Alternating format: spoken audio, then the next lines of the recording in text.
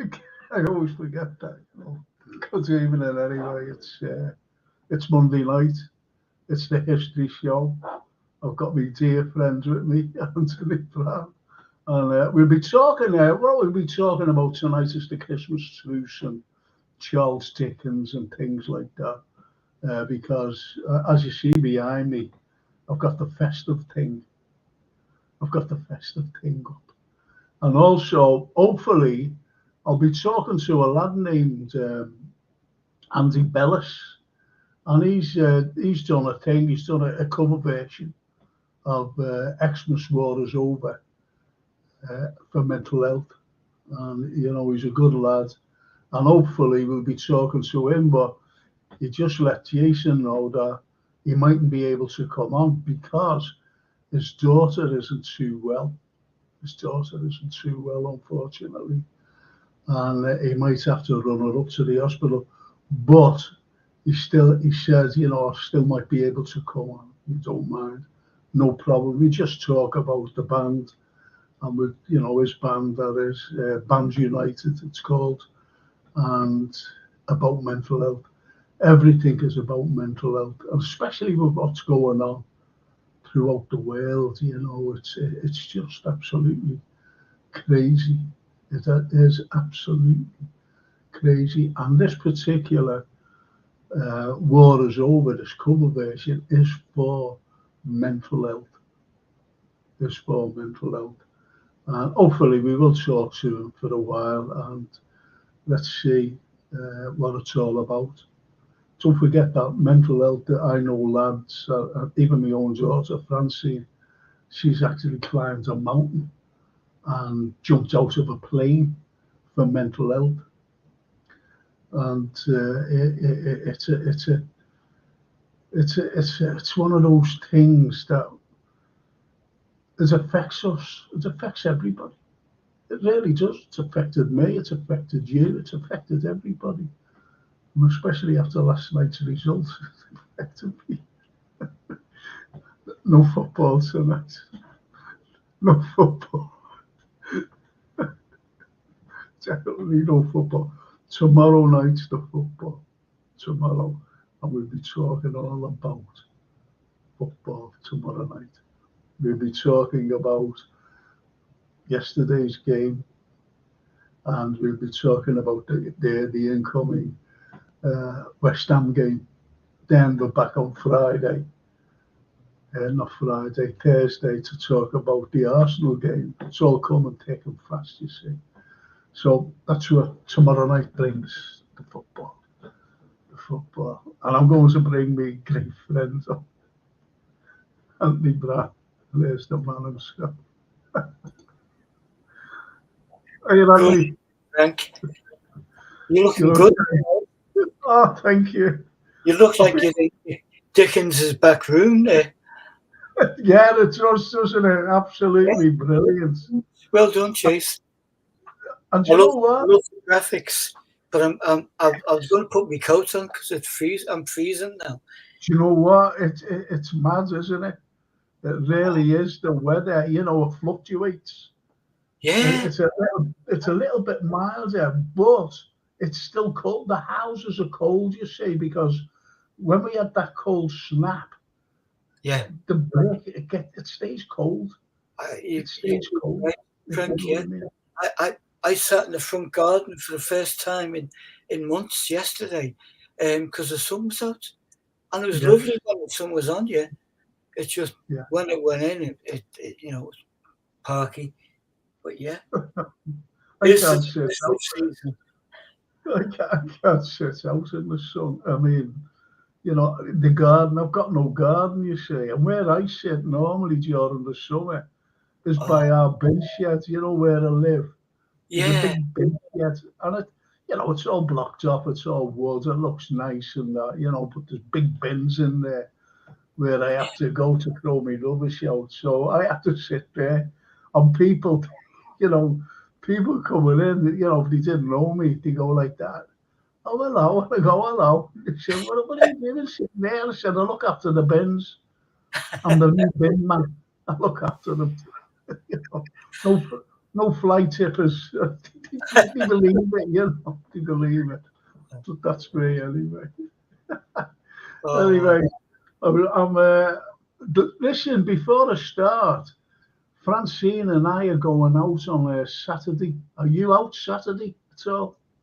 no plans to be. No, yeah, you're going to our beloved city. Yes, I certainly am. And I said I'll be asking Anthony, and Lorraine if they're going out, and so we can meet up and have a few drinks, Right. for the Christmas festive season. Well, message me where you're headed. And Will do, Anthony. I will do. No do you think problems we'll about that. get our Jason out as well?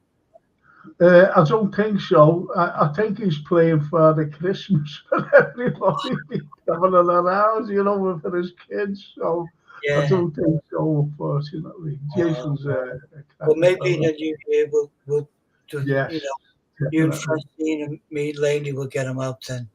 Yeah, absolutely. We'll do that. We It's good. really will do that. It'll be nice, to socialise rather than Would be through nice. Yeah. screens and things. Yeah. Yeah. So anyway, what I want to tell about the people about before Andy, if he does come on, that is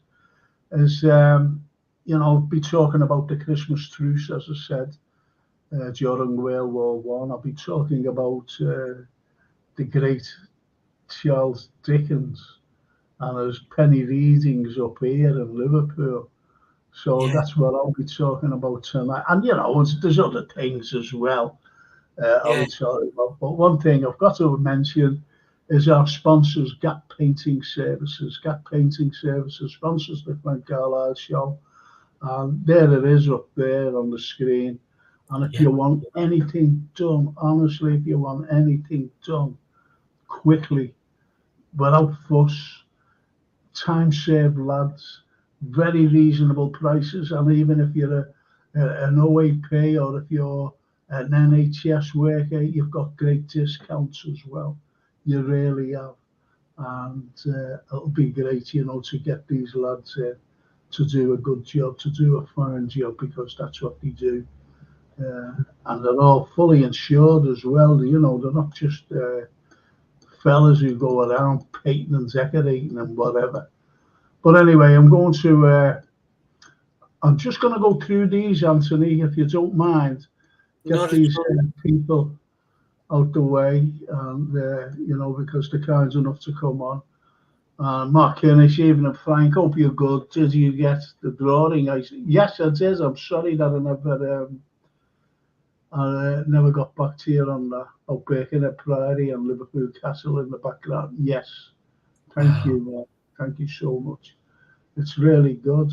Oh, I've got something else to show as well tonight, Andy. And Yeah. I want the opinion of everybody, actually. Honestly, I really want the opinion of everybody. What I'll be showing later on, and Brilliant. it's to me, it's very unusual. And I was going. Remember Jared Gilligan, the Yeah. I was going to show it, but I said, I can't wait till the new year, to show this. So I'm going to show you and everybody else Yeah. what I did.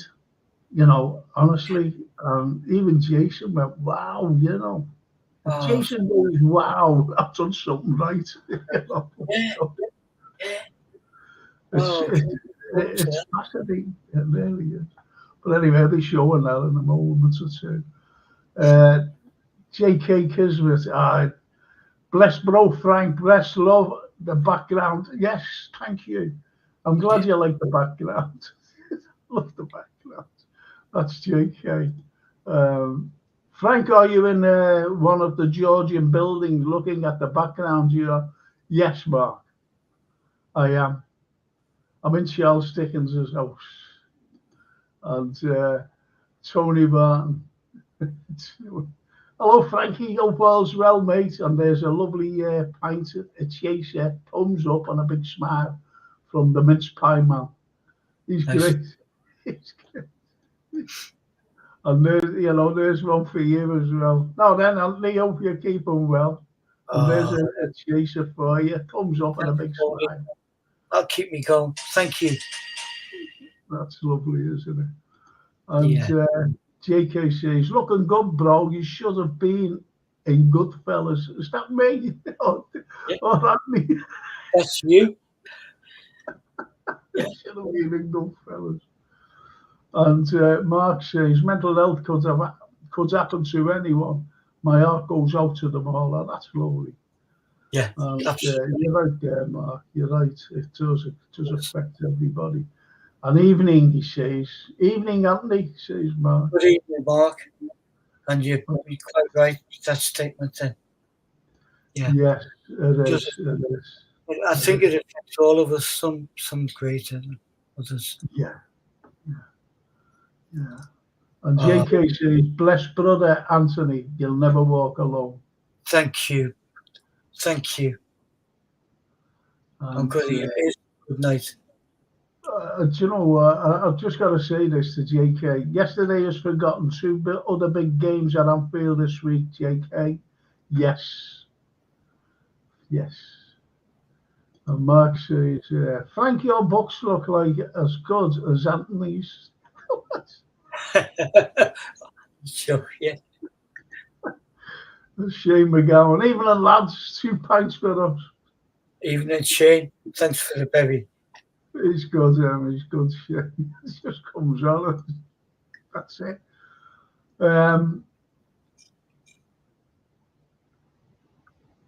Now we all know where Frank really lives, in a grand villa. Oh, I wish, Anthony. Mark, I wish.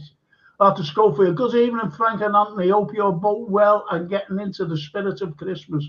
I mean, literally speaking. Yeah. And there's 2 pints for us. Again, and see little Father. Doing our best.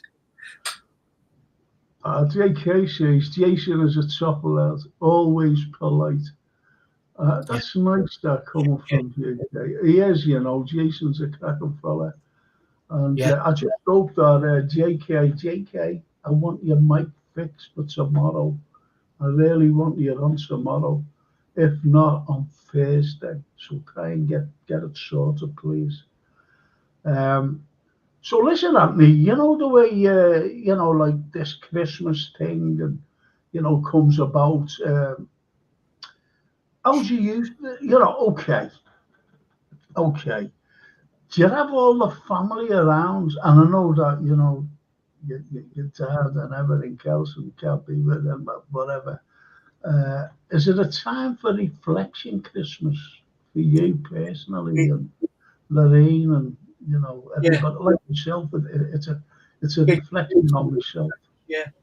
And I'm sure I share the same thing as everyone else, really. It's a time of reflection, a time of togetherness, if we can do it, but it's also a time of remembrance and loss, those that we've loved and lost.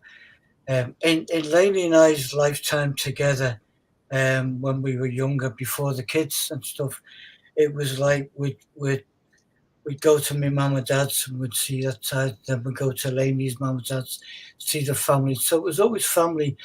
And then over the years, and we lose a lot of people who are dear and close to us. So it's like it's almost like the show must go on. And Christmas is Christmas, isn't it? And so sometimes you get through it, and it's you only get through it through the ones that you're with left.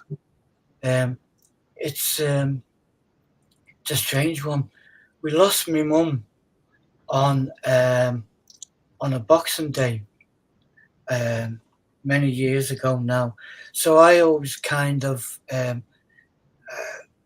regard Boxing Day as a day where I'll just take out, and I'm not a great mixer on that day, but the sense of Christmas is a big part of our life, and Lainey more so than she's Mother Christmas in the family. So yeah, and yeah, but it's equally as hard on many people as it is happy. You know. Yeah, and this is the way we have to be honest, because I lost my mum on the 22nd of December, Yeah, and it's a terrible day, you know, for me personally. I remember Francine was absolutely devastated, yeah, absolutely devastated, and she still misses her nan, you know, she doesn't half miss her. And it's one of those things, you know, it's just. And they say that time is a great healing process. And yeah. it's not, you know, you never forget. No, you don't. And I think part of it is you. We're not. If we're lucky enough to have these blessed people in our life, then you don't want to forget. You know, and it's like this year. You know, bits of tinsel and stuff that goes up to decorate the house is a lot of that's passed down from a lot of that's my mum and dad's, you know, goes up. Yeah, And then, you know, you bring in the new with the old, and you know, always talk. The kids never forget. The kids no. grow up. Yeah. Well, that's why I said, you know, about Francine and I going out, meeting up with you and Laney, and you know, having a few festive drinks, because they're memories, they're Yeah. memories that we can reflect on anyway. Yeah. But as I said, you know, you had I'll just go through just a couple more here.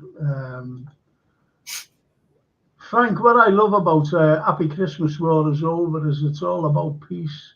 And John Lennon was trying to get that peace about. Of course, he was, Mark. You're right, so right. Yeah. And Norman says, evening, Frank and Anthony. And he Oh, goes, even a he Norman. says, hey, Frank, I paid for my wife to have a facelift for Xmas. But unfortunately, it's not high enough. I can still see her face. I hope she's behind him. The spirit of Christmas. The spirit of Christmas. Yeah. It's great, isn't it? But anyway, I just want to show this. You know, if the lad can come on, let's see. Um, and it's all about this Band United. Happy Xmas War is over. You know, if the lad doesn't come on, Andy Bellis, we will be playing a little bit of the cover version, by the I way. got to. Jason kindly sent me a copy of the track, Oh, and right. I Okay. listened to it. Really, really, very good. Yeah, And there is. I know from my bits of playing and stuff, it's not an easy track to cover. It's a brilliant track, Yeah. absolutely ship the way Lennon wrote it, and lyrically and musically, it's just beautiful. And Andy's done an absolutely fantastic job on it. And I really hope if it's like a download thing, then hopefully Oh, you the better for that. where we get it from. And yeah, I'll download it definitely. Wonderful track. See, the thing is, you know, it's a band united, you know, different fellas from different bands, and Yeah, uh, even a youth choir, the Philharmonic's youth choir, they're on it.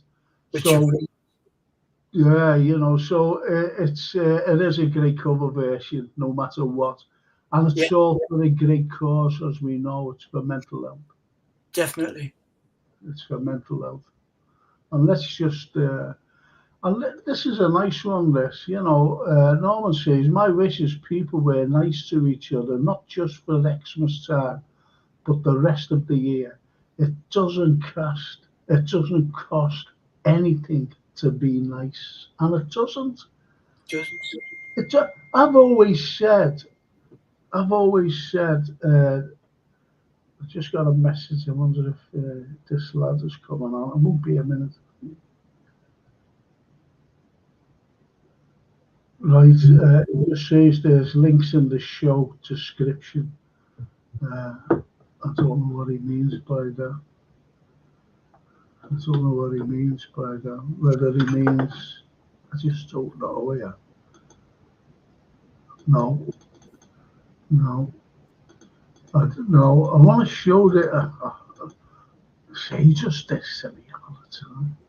But anyway, I'll. What I'll do. You're gonna like this. You're gonna like this. But that's nice from coming from Norman.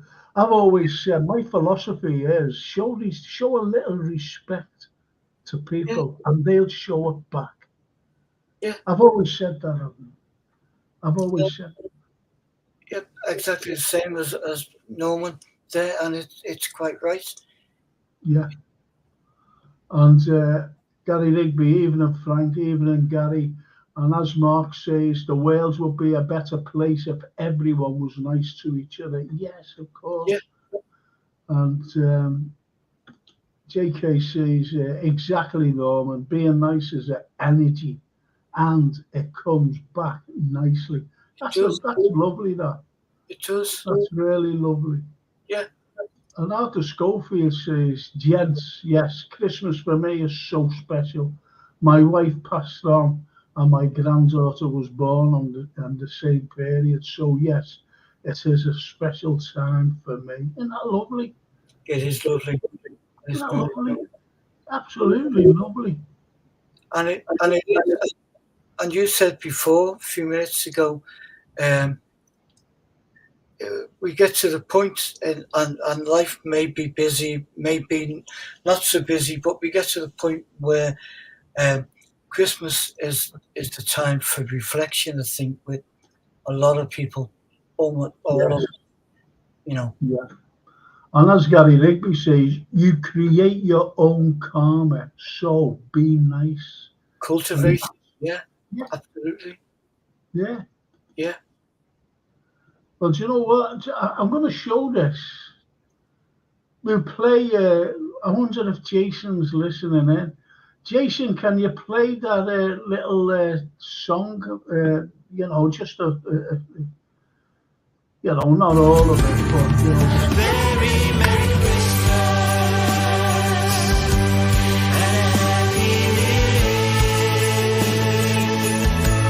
Let's hope we turn them on without any fear. So this is Christmas. See, we can't play too much of it, you see, because YouTube gets us, and it's terrible because copyright and yeah, albeit I can't even play my own one. See, yeah, I made a record, as you know, and I yeah. can't play that unless it's copyright. It's just nuts. Well, I'll play yours and you play mine next time. And, Yeah, because it's absolutely crazy. You and your band yourself, can be playing away, and bang, we get it. You yeah, just get it. yeah. It's crazy. But It really is crazy. that track, from what I've heard, is a really, really wonderful, wonderful version. And like I say, it's a hard track to do right, and Yeah. the guys there have done a brilliant, absolutely brilliant job. And I hope it flies out, and I hope it's a downloadable one, and I'll be on it tonight. I'll download it tonight Uh, once we find out. yeah, yeah. And Go on. I was just going to say, when we were younger men, mental health wasn't discussed and wasn't talked about, and you couldn't even hold a conversation about it. Couldn't do what we're doing now and what the listeners are doing now, because it was regarded as a touch too much information.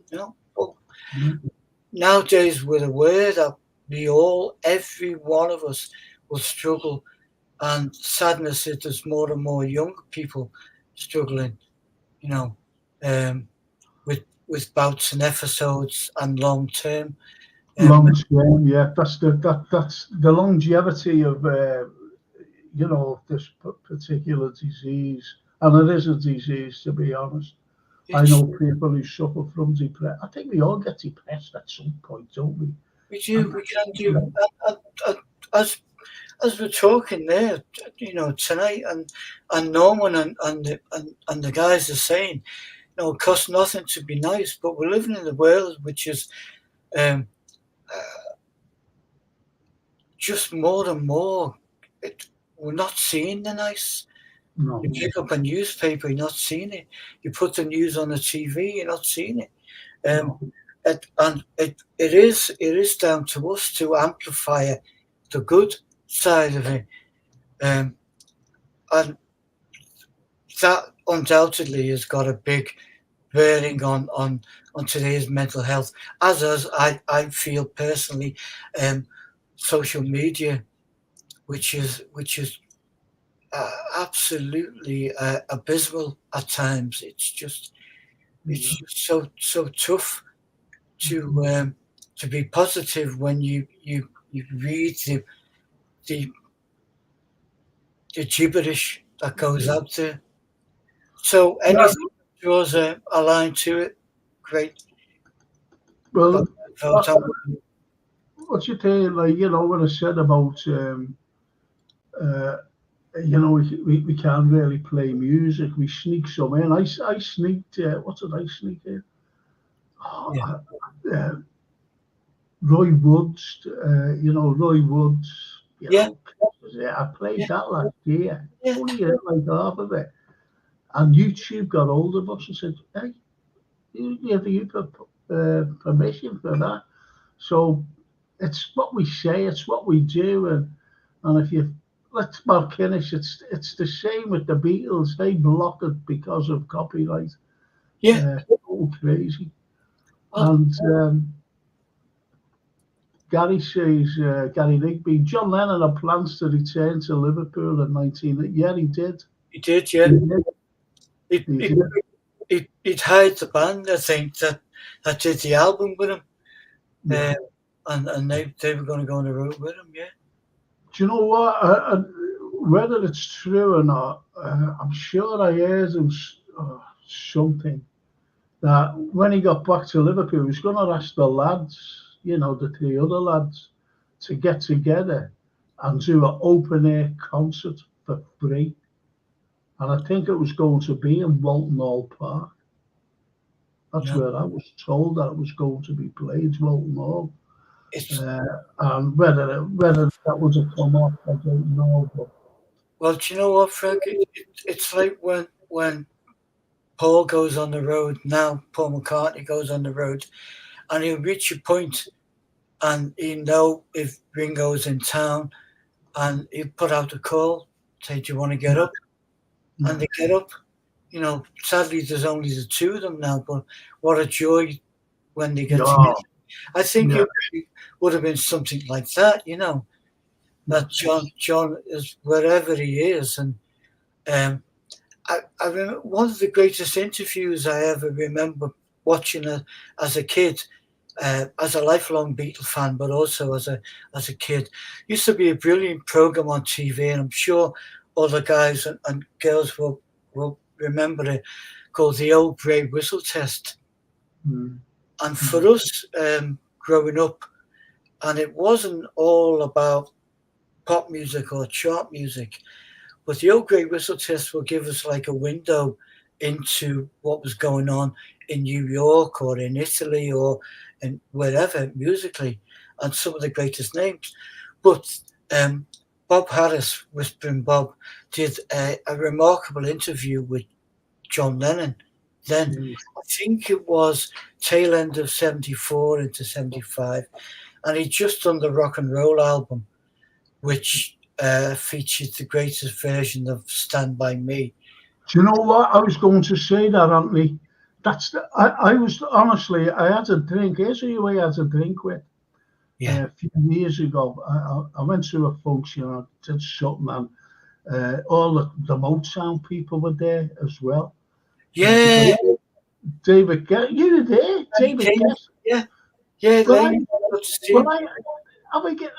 having a drink with Percy Sledge, Yeah. Willie Paul, Yeah. and Benny King. Benny And King. I said to Benny King, I was calling him Benny, Yeah. I said, Benny, I said, the greatest version of Stand By Me was by John Lennon. And he went like that. You're right, man. That's what he said. You're right, man. No, man, incredible. Absolutely incredible. And Stand By Me. So is that one of your favourite cover That's bands? right. Well, if someone said to us, pick one song that sums John Lennon up, I would pick that one. I would. Every Beatle tune is brilliant for different reasons, but that is like it's like primeval. It's like that's the real inside him and out it comes because he grew up loving that music, and we get it full belt. And when he did that track, you know what? And it's we're on tonight, and we're being nice, so I'm not going to criticize anyone. But No, there would not have been any Gallagher brothers and their band if it wasn't for John doing that one track, because everything they've done is mimicked of the man doing that one track. Do you know what? I was when I said that I was talking to Benny King, and he went, "Yeah, man." Now he meant that. He meant that, that Lennon's version. Now, only the other day, and I think this is on the same album, and I heard him singing this live in the studio. Phil Spector was with Phil Spector, and he was singing "Slipping in a Slide." Yeah. Have you heard it? It was live, albeit it was in the studio. Yeah. Absolutely brilliant, Slipping and Sliding. One of my favourite albums, Frank. But it's I imagine it's like Pablo Picasso meeting Leonardo da Vinci and a drop of the hat, which is what he's done with all those tracks. Because he grew up as a kid in Elvis, and Buddy Holly was such an impact on the Beatles because he inspired them to write. And if it wasn't for that fusion, then where would music be today? From the Beatles, you like or you love the Beatles, I love them, but following the Beatles, nothing was the same ever, and hasn't been. And then people started to write their own stuff, some better. Yeah. Well, Gary Rigby says he wanted to come up the Mersey on a boat to arrive back home. That would have been amazing. I read that, Gary. Yeah, I read that. Do you know what? Though he wanted to. I've got a script here, not a script. The last interview he had with Andy Peebles. I've got it somewhere here. The book. The Poison Chalice interview. Yeah. And what he said was he wanted to come over. He wanted to hire the QE2 and sail up the Mersey. Come on that, yeah. What he wanted to do, if he could imagine that. Lennon. I think in the same interview earlier, he said, but I'm not sure if people would want to come out and see me. And I'm reading this and I'm thinking, oh my God, of course. It's just. But in the interview that I mentioned, and he did with Bob Harris, to do with that album, Bob Harris had asked him the fateful question, will you ever get back together again? And a million people had asked him, and they'd all kind of said the same thing. Oh, not the same question, you know what I mean? But he didn't. He said, no. I would. He said, I've no qualms about getting together, but at the same time, you ask me, someone may ask George, and George will say, I'm not sure. And then someone will ask Paul, and he'll say, yeah, I'll do it. And Ringo might say, I'm not sure. He said, there's never been a time where all four of us have said, yeah, let's do it. But you know what? I think that honestly, I really think that, with him saying that to Bob Harris, I really think that if he would have got back to Liverpool, he would have said to the lads, come on, let's give the people of Liverpool Do something a special. concert. And I Yeah. really believe that they would have got back together. And Yeah. this is why I've always said that Mark Chapman took away so much. Yeah. So much that could have been given. Yeah. Could have been given after 1980, if you know what I mean. Yeah. Could have been given. Absolutely. He was only 40 bloody years of age. 40 years of age. Yeah. And that's what happened. That's what happened. Which is absolutely mad, to be honest, when we think about it, because it still hurts us, doesn't it, really? It still happens as well, Frank, and Yeah. like that. I mean, you said before that the words of wisdom that echo down the lines is time is a great healer, and it does heal for some things. And certainly, if you're a musician or you're an author or you're in a position to do something in your life that will be respected after you're gone, then that's to quote the great David Charters, that's a form of immortality. And I think he achieved that with his music. And we're Yeah, he talking did. about tonight, and for all the good reasons that he would, I'm sure, would be absolutely delighted with for this version of his song to help people who are suffering mental Well, health. he was always a great advocate, wasn't he, for Yeah. peace. He was always a great advocate. He was a great activist. Yeah. I think what I'm doing in the new year, I've got hold of another historian, great archivist, everything, this fella, and he came down to see me the other day. And what we're doing in the new year, we're going to talk about, like we're doing a programs that is. Do you know, like the way Newsnight used to be? Yeah. The BBC. Well, we're going to talk about social things, things that are really hard hitting, if you know what I mean. So this is what we're going to do to talk about, me and David Owens. We're talking, and even some hard hitting Liverpool history, by the way, if Yeah. you know what I mean, what has happened and whatever. So the local stuff it won't be on a Monday night, by the way. This will be in a daytime slot. So we'll be talking like that. It'll be heavy going, but we've got to mind our, P's and Q's, as they say, because we don't we can't afford to get banned. It's like playing a record, because you either get banned or be hammered with lawsuits and everything. Even playing our own music, which is absolutely. And here's what Norman says. He said, yes, I read before that John Lennon was starting to miss Liverpool and was pining to come home. Yeah. Yeah. I heard the same moment, yeah, and he would get his Auntie Mimi and his friends over here, Pete Shotton from his old school friends and people like that, to send them snippets of Liverpool stuff and Beatles stuff that he missed, and so he was getting very.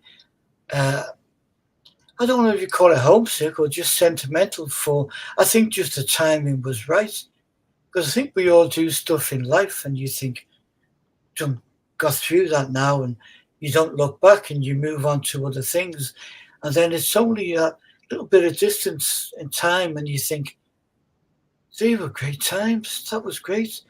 I wonder if the team is still there, or I wonder if that place is still there, and you want to go back, And again, the same source of advice says never look back.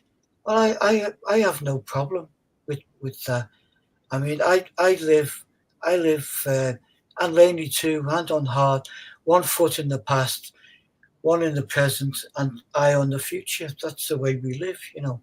Of course it is. Of course it is. And you know, to see, we're ordinary people. We just like carry on with life. We're not these. I don't like politicians. I'm being honest. I don't like people who manipulate people. I hate that manipulation. You know, people who look at certain people and they can exploit. I don't like those kinds of people. I I really don't. And you know, see, John Lennon was exploited. Yeah, I know he was. He was exploited, and this is why he lost his life. In all honesty, I'd love to do it. I really would love to do like a full show about the death of John Lennon, because it wasn't like this lunatic, this Mark Chapman, you know, just decided, you know, to go up there and shoot him. There was more to it behind that. It's like the JFK as well. And absolutely. it's like the Marilyn Monroe. Yeah, You know, these are not conspiracy theories, by the way. These are actually facts. Facts. and Why? same with Martin Luther King Yeah, yeah. when Things right.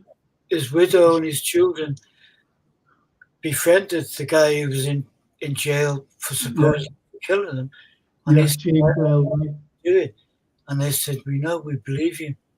Yeah, yeah. And it's it's again, it goes back to how do you unravel history, and you've done it so well with the our time and talking about Yeah, various instances, and it's the same thing.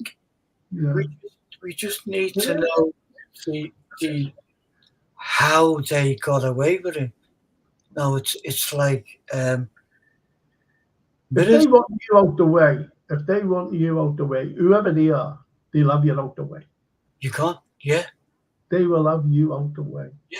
You It's can't. like today that Mike Pompeo, he was under Bush.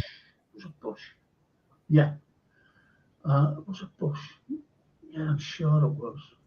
Or was it the other fella? Trump? I don't know. Forget now. This Mike Pompeo, Secretary of State, and he actually came out and he was on a stage and he said, "Yeah, I wanted to assassinate Assange." He actually said it, and nothing happens. If I threatened anybody, I could be brought up in a court and go to jail because that's a threat of a human life. Yeah. It's a threat. And, you know, so if they want you out the way, they'll get you out the way. But anyway, let's, yeah, Yoko didn't want him to return. That's what Norman says. And Gary says, John made tapes back in 79, just recording his thoughts, and says a lot about Liverpool. He mentions Wavertree Road. I couldn't believe it. That's what Gary said. Yeah. And Mark Simons, he says, John is buried in Allerton Cemetery, so he did make a dome in the end. Well, I know that he was cremated, so whether his ashes are there, I don't know. I didn't know. Maybe so. I've not heard that one, Mark, but I have heard some of his ashes were scattered in Central Park, which is, I think, where his favourite spot was, where the Imagine mosaic is now, because in that spot you can see Dakota from one angle, and then you go into the park from the other. It's a strange one, and again, we'll never ever know the ins and outs, because none of his family or friends, close friends, lifelong friends, were invited to any service. So, And Norman says She's Leaving Home is an incredible Beatles song, but there are so many. She's Yeah, Leaving Home is it's a very emotional song, actually. absolutely. And you know, I think um, that the fact of who they were, these four guys from where we come from, and all of great intelligence and well read, well learned, it goes into a pot that comes out as this magical creation. Yes. They they didn't want to be just bubblegum kind of No. songs, No. going in June, you know, rhyming with spoon and up, you know. Yeah. Simon Whitfield. I'm going with June under the moon, and we're going to buy a great big spoon. Buy a spoon. Yeah, I'll see you soon. I write poetry, and I remember this lady.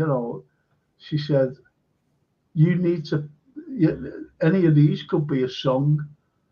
Any of these could be a song." And I said, "Oh, thank you." So which was nice. And no one believes that. I write poetry. That's brilliant. That's Right. the, that's the same strands as painting the picture or strumming a few chords. Yeah. It's all in us. Yeah, well, it's, I've written about Halloween, Yeah. I've written a thing like that, and I've written about like a cat. I've written about a cat. I've written love poems, I've written love poems to myself. I've written them to myself. I must have done because there's no one else there. It's just nuts. But anyway, I'm going to show you this before we go to the break.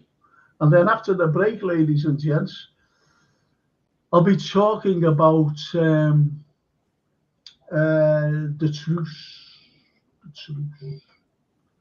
the World War One Christmas truce, and how it came about. So I'll be talking about that just a little bit later on. But I want to show you this. I really need to show you this. Do you see that there? Yeah. Do you see this one here? Oh, yeah. Hang on. Sorry about that. That one there. Like a shooting You know, star. the one, yeah, well, the one on the right. Have a look at that. And just above it, just above that, is it's a plane. It's a plane, Oh my right? gosh. And it comes under it. Now, there's the trajectory, and there it is on the left, because I actually videoed it, and I'll ask Jason to put the video. I showed our Francine today. Francine came down to see me, and I said, "Look what I videoed." I took those pictures, and then I look at the Starry Nights, you see, live Starry Nights, and I said, "Look at," and she went, "Wow, look at that," And I wish that I could have videoed this, because if you look at the trajectory of this, Wow. it's going up and it's going across. You see what I mean? It's going up. Yeah. And the point is, comets do not go up. Comets come down. And I don't know what that is. I don't know. I feel ignorant when I'm with Jared. So much I want to ask him, but I mean, the first thing that came to my mind was like a shooting star. Yeah, It looks like yeah. But something. if you look at the right, now, as I said, just that little thing above it, a little bright light, because I've got another picture where, believe it or not, unfortunately, the way Jason's put these up, it's covering. If that one on the right wasn't there and it was separate, you'd see the plane. in the background because, Wow. as I said, just that little tiny spot at the top of that thing, that line. Yeah. That's a plane. I watched it going off. See what I do. I watch these planes taking off and whatever, and that's the plane. And I seen it going down. Then all of a sudden, this thing come out, and I played it back, and that's what I filmed. That's what I took the photos of. This and this one here, and it's the same, but it's the trajectory. And a comet falls. A comet falls. It Oh, yeah. doesn't it doesn't go up, and a comet just disappears within a second or two. And I can prove it with the one. I'll ask Jason to play it when we come back in the new year. It's only on for about 5 seconds, and it's amazing. But you see it, vanishing. You just see it and go, "Bump," it's gone. It's gone. Well, you All think of a sudden, in that vast expanse of sky, how on earth did they just miss each other? exactly, and it's not. It went at such a speed, And as I said, with the blink of an eye, those comets just disappear. But you look at the trajectory of this, it's going up. It's Yeah. going up, if you know what I mean. It's going up. It's not going down No. like normal things. And you can actually see where, with the left side of the picture, where it is. It's absolutely incredible. And I'd like the people on there to tell me what that is. And believe you me, I know that comets do not. I'd love to. I wonder if I can show this. I wonder if I can show this on here. I'll try and show this one. Oh, come on. Brilliant shot, though, Frank. Yeah, I was made up. Couldn't believe it. Couldn't believe it on me. Let's see. Let's see. Let's see. Right, I've got that. Let's see. Right. That'll make it. I'm going to try and show this. Hang on, I'll take them off. I'll just take that off. So I've got a bigger screen. And this is like the other picture. This is like the trajectory. And you'll see the plane. Let's see if you can see it. Hang on. Can you see that plane? Can you see the plane in the background there? Just above that little mountain thing. You see? Yeah, I think so. Yeah. Yeah, that's that dot there. Hang on, where is it? That one. Where Yeah. I've got the dot there. That's the Yeah. plane. That's the plane. That went underneath. And then, Wow. went underneath and shot up. And I'm going to try and show this. Bear with me on this.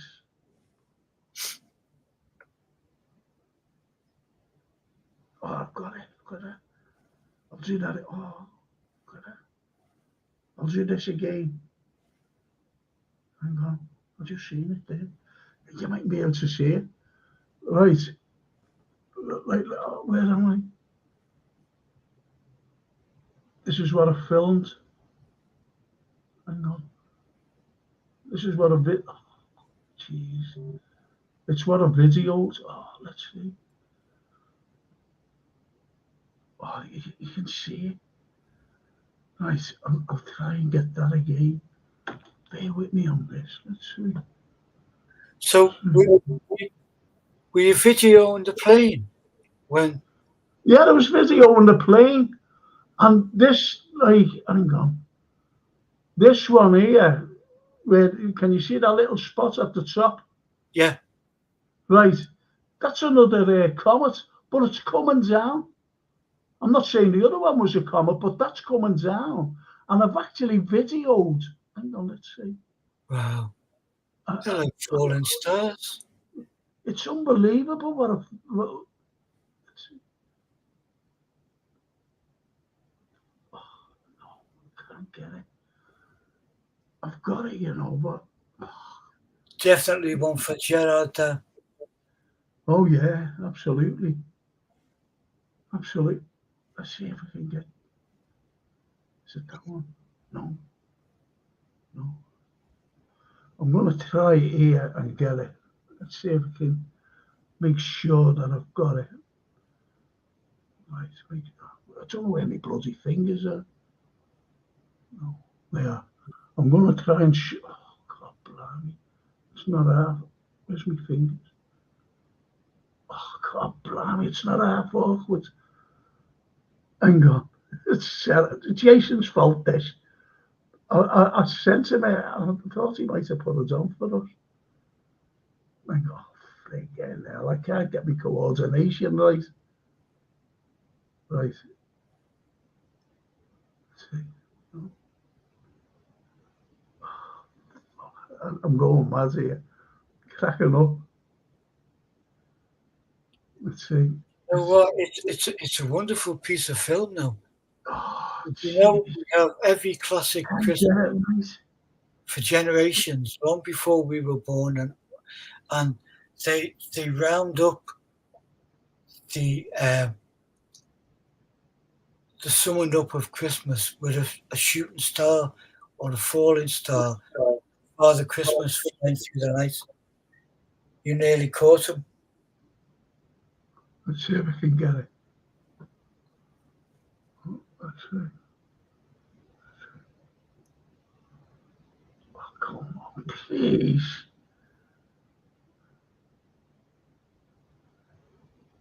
I can't coordinate properly.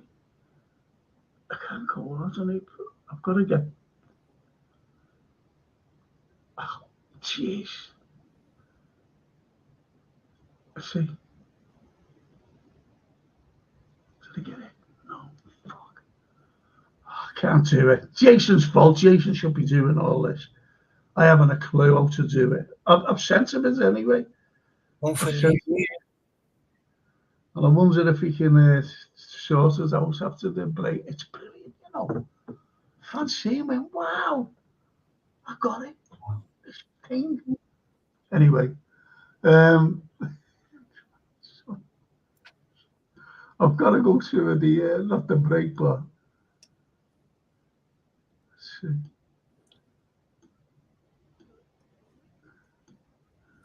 There's You're going back in time for the break. Yeah, I'm going on to the break. And no one tried to guess what this thing was. We're not talking about it. We're not talking about me pangolin. Anyway, we're going to the break, and hope you enjoyed this particular segment. And let's hope Jason try and get this little video on. It's amazing, honestly.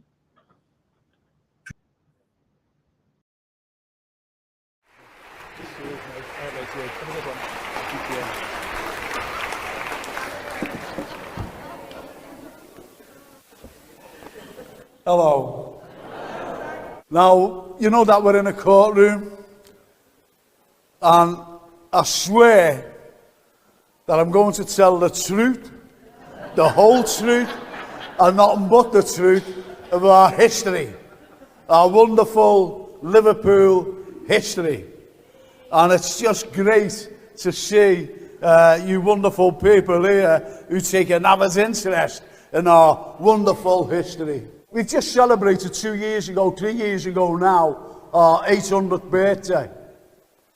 And during that 800th birthday, we have an abundance, as I mentioned, history. And when you look at some of the characters that actually built Liverpool, the likes of the very first fella ever to come here and say, right, I'm going to do something. And I'm going to do something for King John. I'm going to do something for the new borough of Liverpool. And I'm going to do something for myself. So what he decided to build was a castle. And he built the castle where Victoria's monument is today. He said, yeah, let's have a go. So they built it. And it was built by 1235. 1235. And it was garrisoned. It was garrisoned with soldiers, obviously. And then they decided to have these streets leading to the wonderful castle. And this is through this. When the capital of culture started, when we got the capital of culture title, I had to bring around these wonderful people, you know, who had just come to Liverpool and was working for the capital of culture company. And I was walking around, and I was saying, yeah, look at this, and look at that. And they go, oh, isn't that great? Oh, great now, oh, look at what was there? I said, our castle was there. They went, go away, did we have a castle? And these are councillors. Did we have a castle? And I went, yeah. Go away, where was it? I said, have a guess. They couldn't guess. Someone said Duke Street. I said, why did you say Duke Street? Why Duke Street? Because dukes build castles. I said, no, Castle Street. Castle Street? Yeah, never thought of that. Unbelievable. That's absolutely genuine, that. But we built this wonderful castle. We built this wonderful castle, and you had to have people to build it. Because there was absolutely zilch here in Liverpool. There was nothing, there's no such place as Liverpool. So on the 27th of August, 1207, we got our royal charter.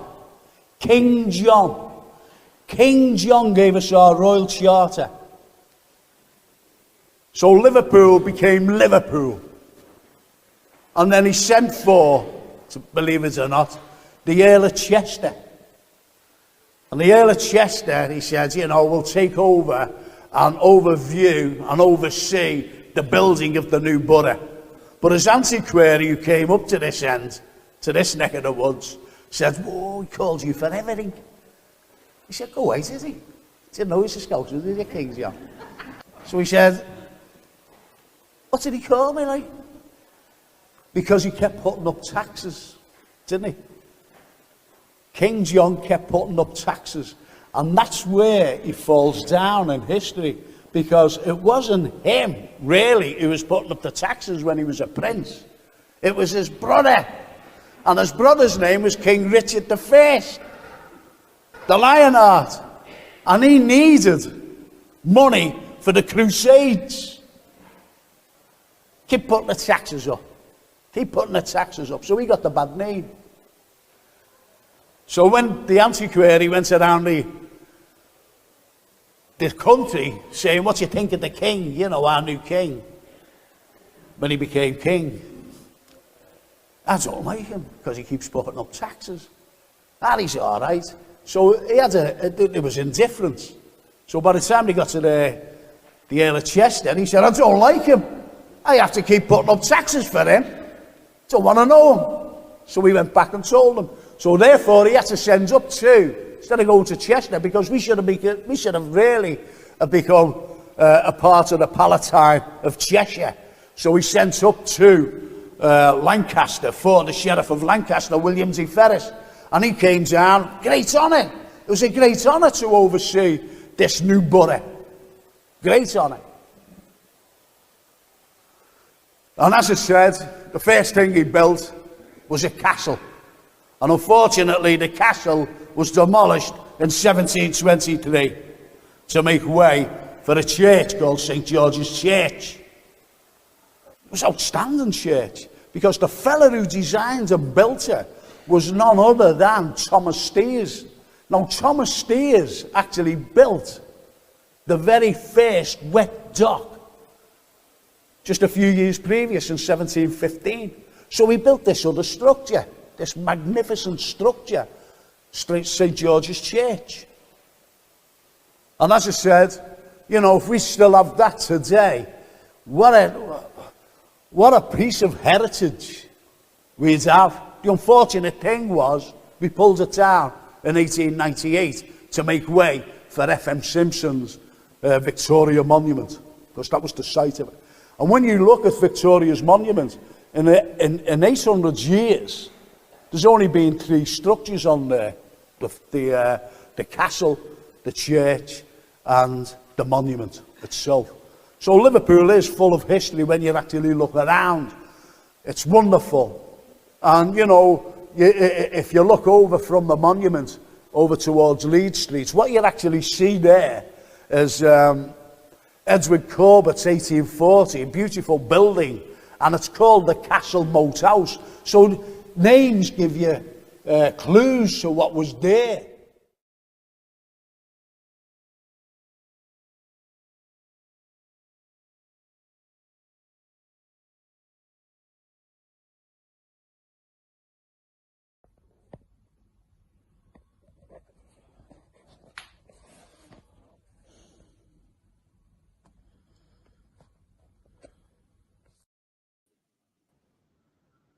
Did you see that? I hope you see that again. Jason. The castle was.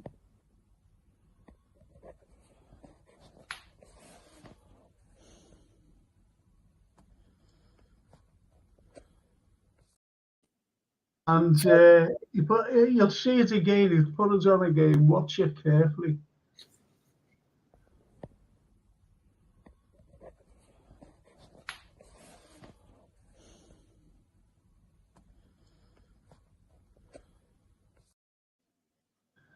He's up there. So anyway, what did you think of the clip?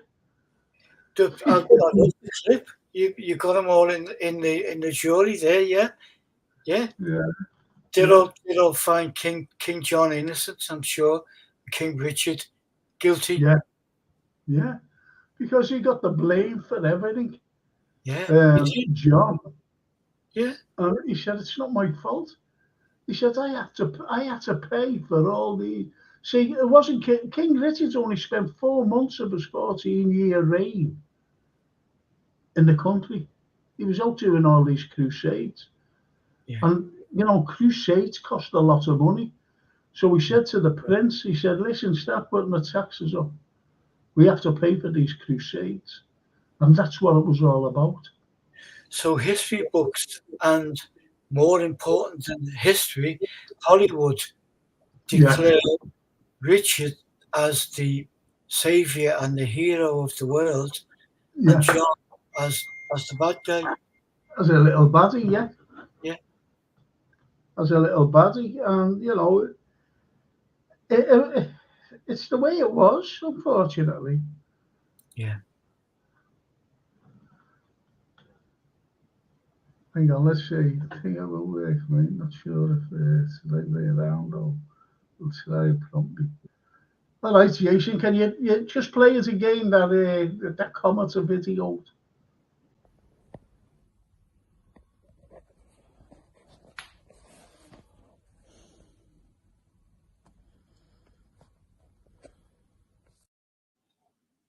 There. Wow. But the videos at this morning, nevertheless. So I made up that Jason showed it. If you caught the thing. But that's the way a comet is, as I said. It goes down. It goes down. It doesn't go up like those others. The photographs that I showed. You know, the trajectory going up. It wasn't even going straight. It was on the ascent. It's going up. Yeah. So, you know, that's what I asked the people out there, you know, what do they think it was? I think, yeah. You know, so be very interesting in the new year, don't we? When we have Gerards on. Definitely, yeah. What's this? You know, what's this? And show them the photographs. Yeah. No, I look forward to that as well. Yeah. I look forward to it myself, to be honest. So, what I'm going to do, I'm going to do these. Let's see. Gary Rigby, Frank, you know Tom Slim, and most of those stories sound made up. I do know Tom actually. And he's a lovely fella. He said to me, "I wish they had your voice." I says, "Why?" He said, you can project your voice." He says, "I can't." And he couldn't, you know. But he is a lovely fella. So if you read his books and everything else, and he's written loads. But it's all about the unexplained, really. Yeah. The His kids books. love his books. Our Emily's got all his books. He's a lot. Have you met him? No, never met him. No. He's a lovely fella. I haven't seen him in years, though, Tom. I haven't seen him in years. Mark Simon says John's cousin said John's ashes being interred into Allerton was done early hours with police blocking all roads up. Nothing was said to stop John's gravestone being stolen, but he is with his mum now. Oh, isn't that lovely? That's brilliant. I hope. Thank you, Mark. Yeah. Thanks, Mark. Yeah. Thank you so much. Thank you. That's a lovely. And Mark Kenny says, some people say John should have stayed with Cynthia. It's the way it is. It's the way it is, because I've always said if John hadn't met Yoko, John Lennon would be alive today. Because it wasn't Liverpool that killed him. It was New York, it was America that killed John Lennon. That's what it was. We are all in the gutter, but some of us are looking at the stars. I love Oscar. I love Oscar Wilde. Love him, says Mark Simons. Oh yeah, look, there's the band. This band's United. Hey guys, it's Andy Bellis here. I popped Jason a message earlier at my daughter. I said I mightn't make it on the live video. My sincere apologies. Thank you so much for raising awareness. Isn't that nice? That's that Andy lad, you know, from Bands United. Brilliant track, Andy. Wish you all the best with it. Just wanted to give a big thank you to both for discussing mental health and chatting about the song. It's now on Spotify. Fantastic. I get it. Good. Thank you, Andy. Can you download it, Andy? Can you buy it? Yeah, you must be able to download it. Must be. You must be able to. Let's see. Also, there will be 2 more singles coming this week. Stay Another Day and Do They Know It's Christmas? You have to get that in. Do they know it? Do you know what? Some people don't like it. I like that, you know. Do they know it's Christmas time? I love the sentiments behind the song more than I love the song. I love Lennon's song because it's clever, it's witty, it's powerful, and the message is there. 1972, I got my mum to pick that. I was 11. I got my mum to pick that up from Woolies, the single, because I had it persecuted for it. 1972, Frank, and it's still there. It's still like one of the biggest records ever. Yeah. You know, and I've always liked it, and you know, you had everybody there. They had everyone, didn't they? And they all participated. They all participated in it, which was good. Which was good. You know, that was good. That kind of sense of getting a group together to raise awareness, which is exactly what the lads have done. Yeah. And as Mark Kenny says, great video, Andy. You've done amazing, I think. You've done amazing, I think. I've not seen the video, just heard the track, but yeah, I can imagine. I'll check it out later. Yeah. And as Norman says, hey Frank, are you sure that was not Santa? You know, the video. I said that, Norman. It's yeah. Like the end of all of those classic Christmas movies, isn't it? And you say, not real. No. Oh, there he is, Dave.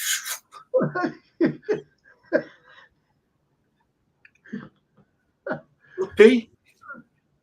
I love all those. I'll tell you what.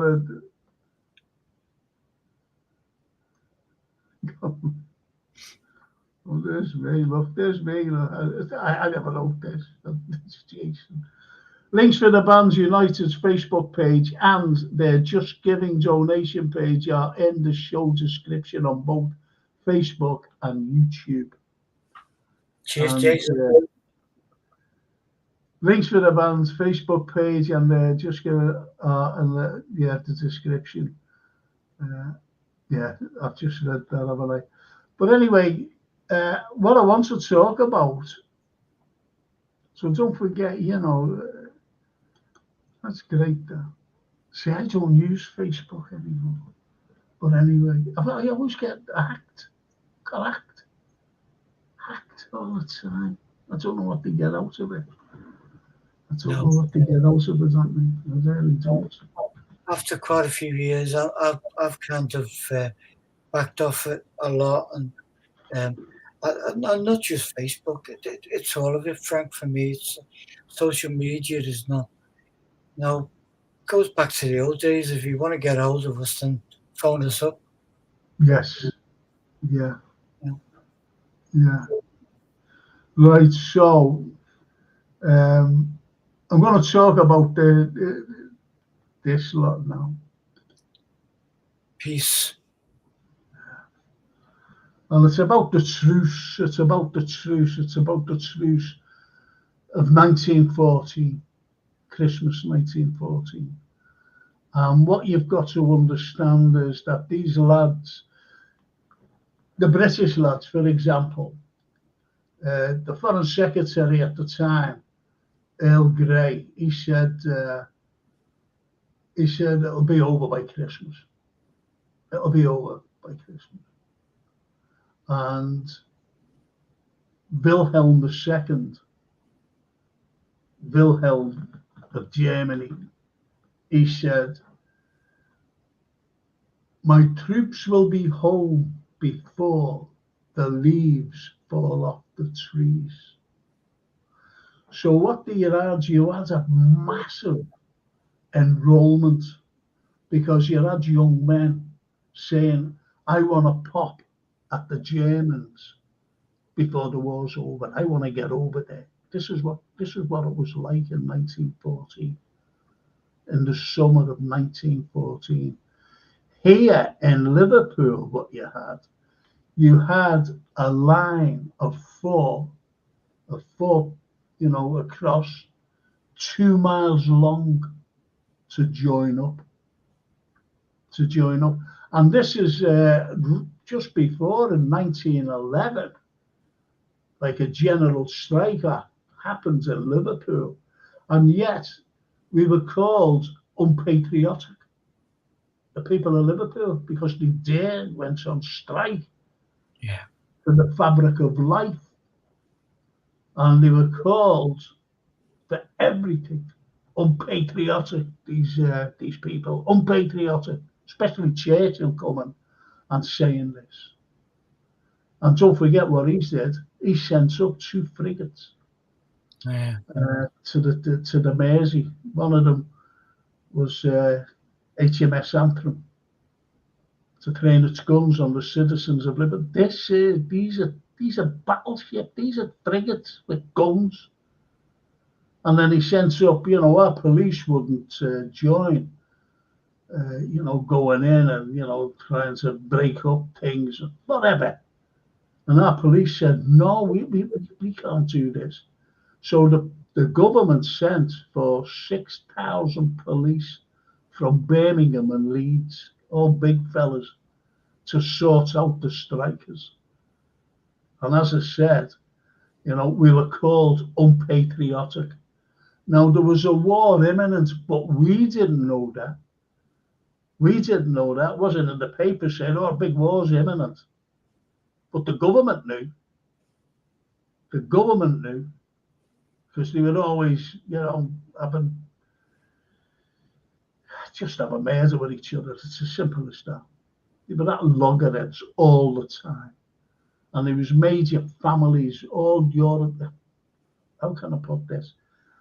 Royalists, all these royal families from the likes of here, from the likes of Germany, from the likes of Russia, they were all in a conflab, all arguing with each other. But anyway, there was a war imminent because you go back to 1891, and you had this fella named Schlieffen, this German, and he had the Schlieffen plan.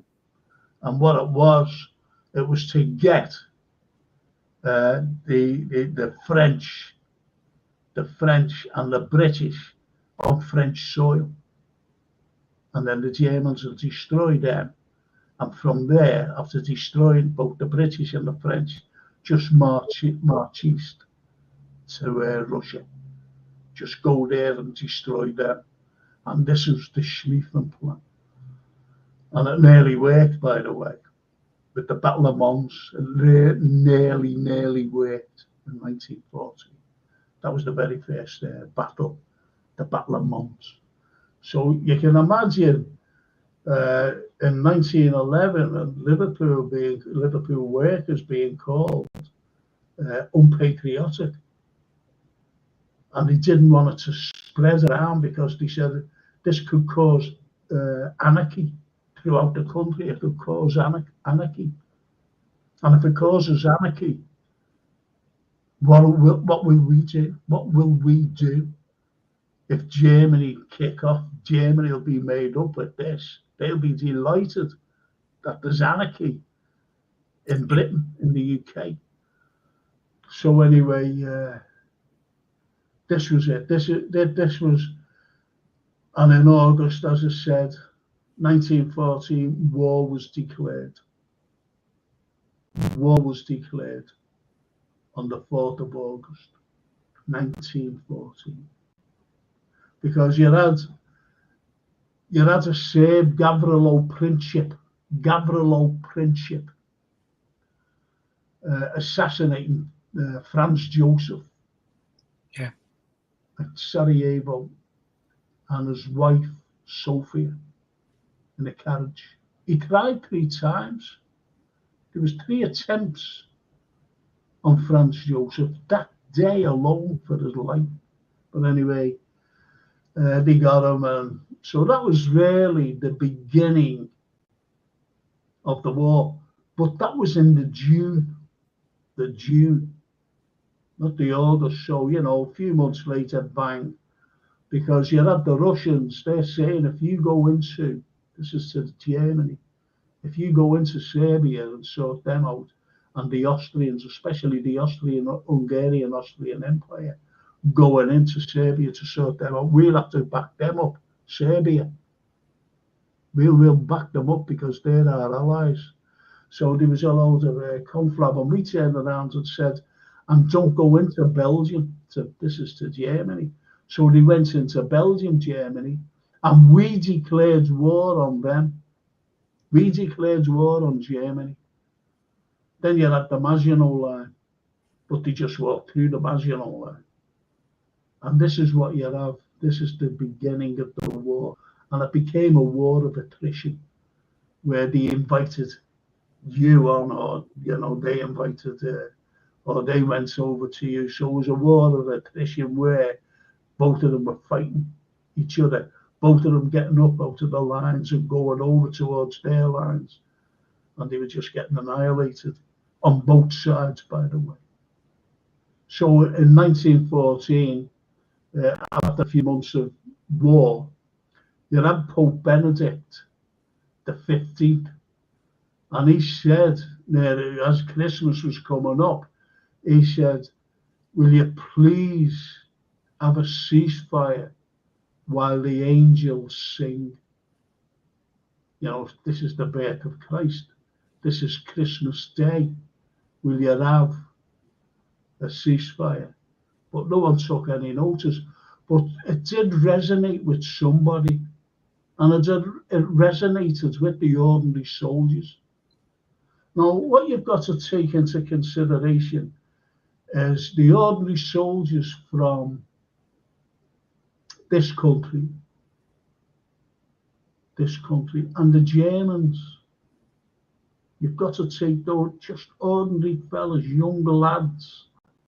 And don't forget that the average age, and it is surprising when I give you the average age of the soldiers in the First World War was 17 years of age. So they were all young kids. The kids at war with big rifles and big guns. In reality, it was the very first modern warfare, because what was involved were tanks.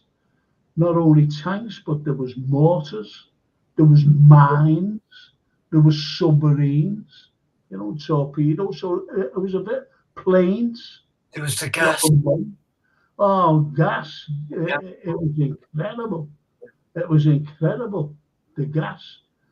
I'll be saying a poem later on about gas. But what you have now is Christmas coming up, and Pope Benedict XV, that's what he said, please, have a ceasefire. Think about the angels singing, as you get all those imagery things, images of angels and the birth of Christ and whatever. So that's what he said, more or less. But he did say it, not more or less say it, he did say it. And that could have resonated with some soldiers in the trenches, both Germans and the British, but not the French, because the French, don't forget, their country had been invaded by the Germans. Their country had been invaded by the Germans. So what was happening now, as Christmas Eve came about, there was a lull in the fighting. There was a lull. So the lull, people were, no sounds of bombing or anything, shells whistling or anything, even firing, snipers firing the guns or whatever. No rat-a-tat-tat of machine guns. There was none. There was a lull. And then they heard, this is on Christmas Eve night, then they heard Stille Nacht. Stille Nacht. The Germans started singing Stille Nacht, which interprets as Silent Night. Yeah. And Silent Night, fully enough, Anthony, was written by an Austrian priest. I don't know whether you know that. No. It was written by an Austrian priest, and he didn't write it as a carol, a Christmas carol. He didn't write it as that. He just wrote it, about the birth of Christ, Silent Night. So these heard it singing, and then all of a sudden, the British started singing, but they started singing our own carols, what we sing, because they'd never heard of Stille Nacht before. And they started getting, and then on Christmas Day, these troops, I always forget this Providence where it was, Sam somewhere anyway. It happened, this truce, and these Germans got out of the trenches on Christmas morning with their hands up and, waving. So the British looked and went, whoa, they've got no arms. They haven't got the guns in their arm. So they got up onto the trenches and they started walking and they started talking. And they were actually exchanging like presents. Obviously, like food stuff and cigarettes and even wine. They started to have some of this and have some of that, and this is what it was like. And then it wasn't right through, there was a spontaneous effect up and down the line. But the French, as I said, they wouldn't participate in it. The Russians, they were there. But albeit that they were Christian Orthodox, Russian Christian Orthodox. They never participated in it. They didn't participate, but the British and the Germans did. And then someone got a ball, and they had a match. They had a game of football, Yeah. which was incredible. Do you know who won the football match, by the way, Anthony? Well, we didn't have Jeff Hurst, did we? No. Probably the Germans. I'll tell you, yeah, it was Germany. They beat the English or the British 2-1. They won 2-1, the Germans. But it was all for camaraderie. Yeah. I have to say it. These Germans didn't want to fight, and neither did the British. Yeah. They were there.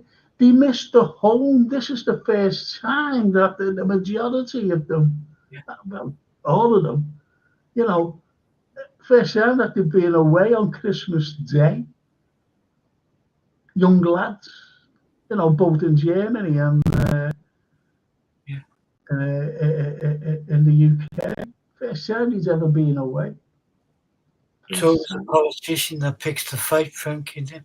Yes, of course it is. Declares a war. Yeah, well, then that's what happened, because what you had was these officers being told, get the troops back in, get the soldiers back in the trenches, get them back in. This is not right. Get them back in. So they were all, you know, ordered to get back in the trenches. And the hostilities, obviously, we know the next day is Boxing Day. And the hostilities started again. And it carried on. It carried on until 1918, the hostilities. There was no more Christmas truces. But the lads, if you could imagine for that 24 hours, no hostilities. Don't forget that these lads have been there since August, and it was just bombardment after bombardment, lads being killed. They've seen the horrors of war.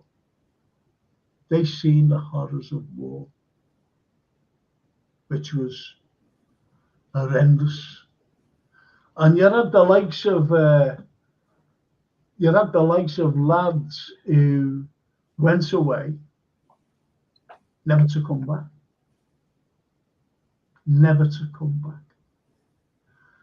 And you know why? People don't realise this, Andy. Do you know why there's lots of cemeteries in France? I'll tell you. The government didn't want to see, you know, ordinary people, to see all these bodies coming back. So they said, bury them there. And you're answerable for his own, for Anthem for Doom Jude, when he says, what passing bells for these who die as cattle. You had that. The opening two lines, what passing bells for these who die as cattle. Because you have the connotation of the bells, the church bells, the death knell. You know, the bells ringing out. But it's also the death knell. But it's also when he mentions cattle who die as cattle, like the bell around the cow's neck. And this is why you have all these connotations of the church and a death knell and a cow that represents the animals, or passing bells, you know, for these who die as cattle. So a very cleverly worded poem, Anthem for Doom Jude, even the title, Anthem for Doom Jude. Absolutely. Meaning, exactly, so you're going over there to die, you're doomed. And, you know, one of the greatest poems, you mentioned, Anthony, about gas when I mentioned about the warfare, the first modern warfare. And when you think about gas, think about gas, chemical warfare, and it was mustard gas. Yeah. We set it off. And what we did, which was absolutely ridiculous, as we went sent over these gas cylinders, the wind was blowing in our faces. So as it hit, the enemy lines, it was blowing back. Hit us as well. Yeah, it was blowing back. Insane. It is insane. The And world, when you sorry, the world is run by insane people for insane reasons. John Lennon, 1960 something. yes, Oh yeah, absolutely. just horrific. Frank. You can see that in your mind's eye, and you can see the horror of that. No escape, is there? I remember I was in St George's Hall, and the actress Kathy Tyson. Yeah. I was talking to Kathy, and it was around the Christmas time as well, and she said, "I'm going to give it whatever it was." I said, "Oh yeah," and she said, "Would you do me a favour?" I said, "What?" She said, "I'd listen to you." She said, "Reciting a poem." She said, "Would you do that for me?" I said, "When?" She said, "Now." And I went, so I did it for her. To an audience, like. Yeah. And it's this poem because, as you mentioned, Anthony, when I mentioned modern warfare, you've got gas, mustard gas at that. Wilfred Owen wrote a poem. Yeah. Wilfred Owen wrote a poem. And when you listen to it, and the words and the diction, it's incredible what the man wrote about. Because this man, Wilfred Owen, had seen it with his own eyes. And it's called Dulce et decorum est. Meaning how sweet it is to die for one's country. Just listen, because the content doesn't look at the poem. Look at the title of the poem, because it was written by this particular Dulce et decorum est was written by a Roman poet called Horace about legionnaires, the legions going all over the place. And it was great to die for one's country. It was an honour, because that's what it was, death and honour. This is the way the Romans were, death and honour. So he wrote this, Wilfred Owen: bent double like old beggars under sacks, knock me coughing like hags who curse through sludge, till on the haunting flares we turned our backs, and to our distant rest began to trudge.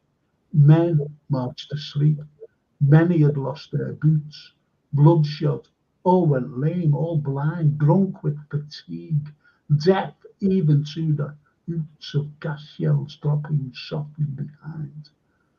Gas, gas, quick boys, an ecstasy of fumbling, fitting the clumsy helmets just in time, but someone was yelling and floundering like a man in fire or lime.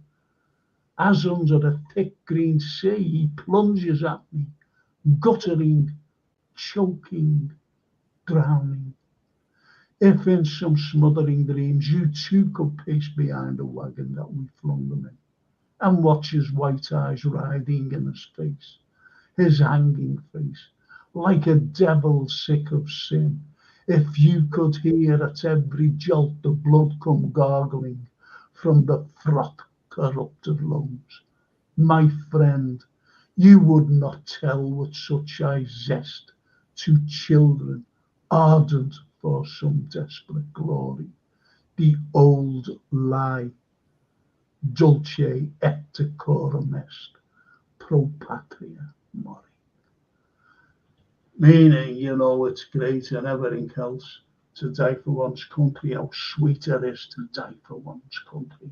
But it's not, as the content of the poem says, it's pain, it's horrific, it's painful, it's excruciating. So you can imagine Wilfred Owen, Anthony, looking at, think about it, if you two could pace behind a wagon that we flung them in, they were just picking them up and throwing them in. Yeah. Not like putting them up and putting them in gently. These were people who were dying. These were soldiers being thrown on a heap, on a wagon, to get them away from the front line. Yeah.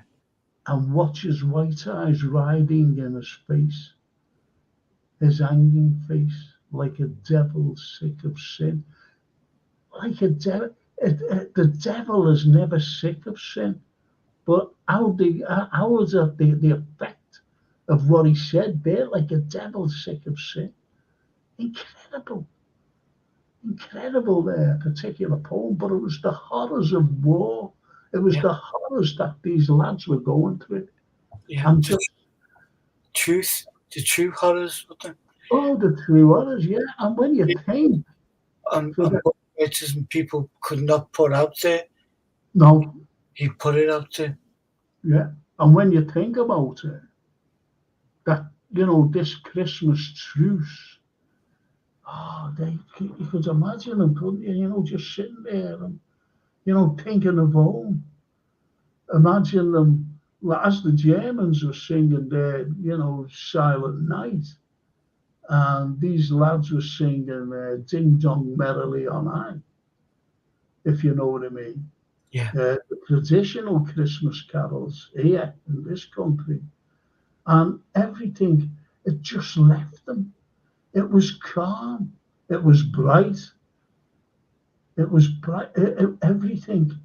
And they were thinking, could you imagine the emotion that they must have been feeling, missing their mums and the dads and the brothers, little brothers and sisters, even the wives, you know, if they were married, and missing their children. Could you imagine the emotion that they were going through singing, like, you know, these Christmas carols? After all what had been going on in the last few months. Yeah. And believing that they'd be home before Christmas. Yeah. Because they were told you'll be home before Christmas. That's right. That was a big propaganda push, wasn't it? Oh, yeah. Of course. Don't worry, lads, it'll be over by Christmas. It's only a little scrap. Yeah. You know, and even the lads, even the Germans, they just turned around and said, well, you know, Wilhelm, my troops will be home before the leaves fall off the trees. And this is why even the Germans were, we'll have a pop at them. And the British were saying, you know, we'll have a pop at them, so let's get over there before it's all over. And this is what it was all about then. It was prolonged into a 4-year war. Yeah. And the most ironic thing about it as well is that Wilfred Owen was sniped actually. He was on this little bridge and he was crossing it and he was sniped on the 4th of November 1918, precisely a week before armistice. Yeah. If he wouldn't have crossed that bridge, he would have lived. But he was an officer. Yeah. It's incredible. It's absolutely amazing. It's such poignancy, and as you've described, what would have gone through them at that point for that 12 hours or that 24 hours. Is this it? Are we safe now? Is it all over with? and then for someone else to say, no, we start again, you know. And Wilfred Owen, I believe, if memory serves me correct, that his mother got letter of his death on VE Day. When the bands were striking up in the streets to celebrate the end of the war, and that's when she found out that he'd been taken. Yeah, because it's not like today where you can get immediate news. No. You had to wait. You didn't know. And the worst thing about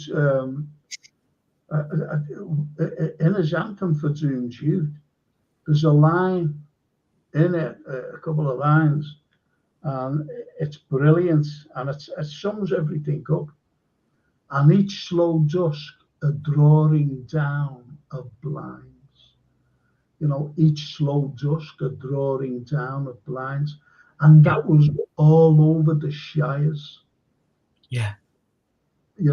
Someone drawing the blind, because you remember years ago when, if you've seen a house and there's a window with blinds, white blinds, you knew that someone was dead. Yeah. And that was going on all over the country, every street and every street and every town, city, village, there was a drawing down of blinds. Yeah. Incredible.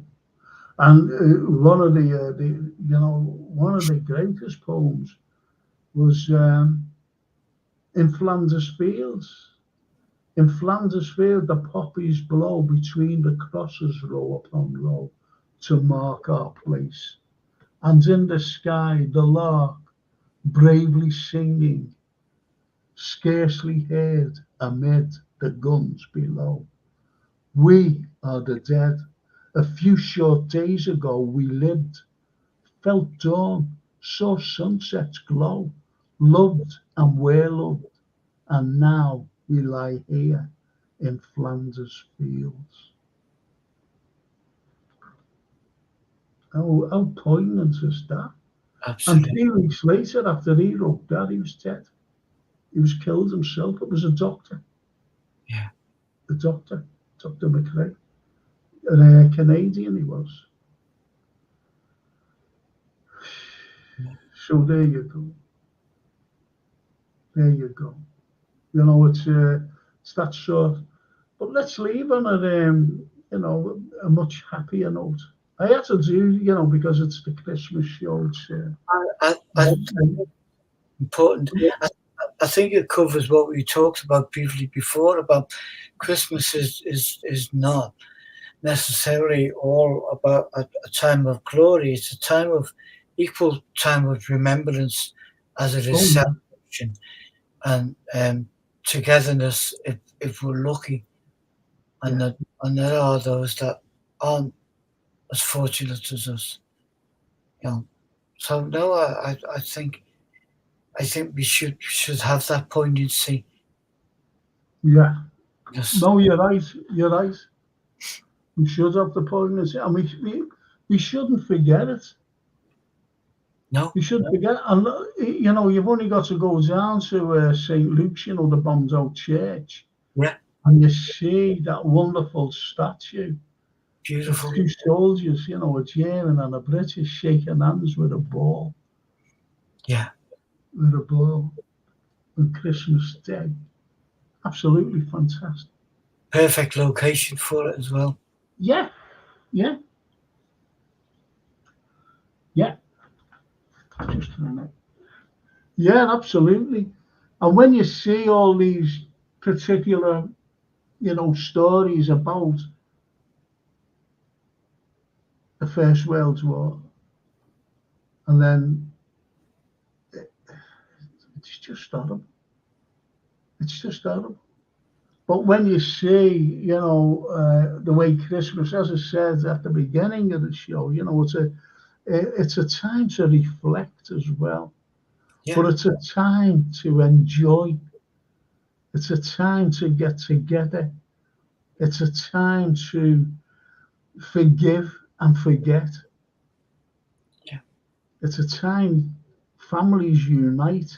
You know, there's been, families are like, arguments or whatever. And it's a time to bury the hatchet, so to speak. And this is what it's all about. And it's a good point here by Norman.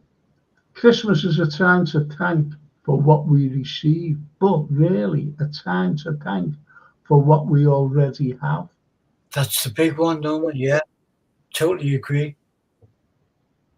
Because it's like, how can I put this? It's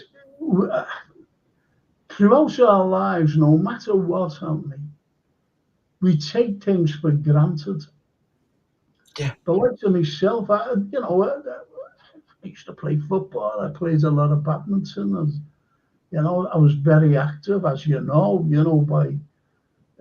doing what I did. My profession, what I did, I was very active. Now I can't even go to game anymore. And I love Liverpool Football Club, but I can't go to game. And it's sad. So that granted thing that I took for granted by going to game, I can't do that. It's like everything else. We take things for granted, and we always do the last thing. We never know what we do, and it's the last thing we ever do, and we can't do it anymore. Like me going to a match, I didn't know that the last game I went to was the Crystal Palace game, and that was the last time I could go to the match. It's so sad. I've been offered tickets to go to games, and I've said no, I can't go, and that's the way it is. That's the way it is. It's so throughout life we take things for granted. We take our health for granted. That's the biggest thing, and you can't see that. No. And it's like Norman describes there. It's not about gaining more things, more stuff.